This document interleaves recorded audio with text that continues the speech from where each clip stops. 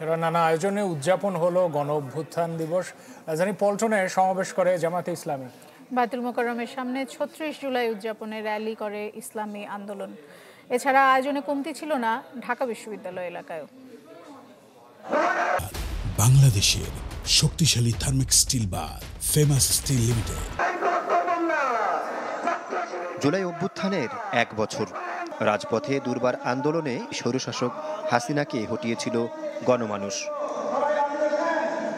ঐতিহাসিক সেই ক্ষণটিতেই তাই আবার রাজপথে বিভিন্ন রাজনৈতিক দল, সামাজিক ও পেশাজীবী সংগঠন।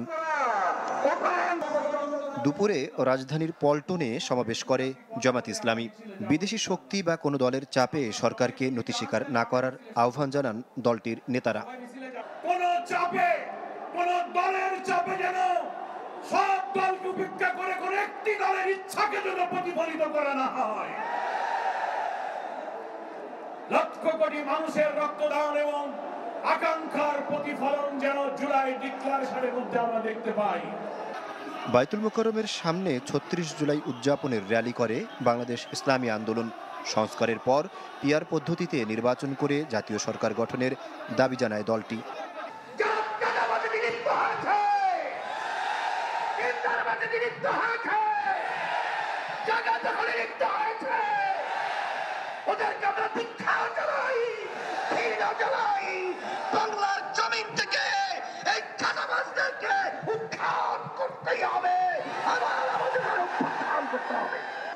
এদিকে ঢাকা বিশ্ববিদ্যালয়ে মিছিল করেছে ছাত্র শিবির।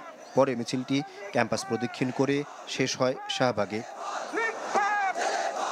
এদিন ঢাকা বিশ্ববিদ্যালয় এলাকায়ও উদযাপনের কমতি ছিল না। বিশ্ববিদ্যালয়ের বিএনপিপন্থী শিক্ষকদের সংগঠন সাদা দলের ব্যানারে র্যালি হয় ক্যাম্পাস জুড়ে। বাংলাদেশ চারুশিল্পী সংসদ আয়োজন করে ভিন্ন রকম প্রতিকৃতি প্রদর্শনী।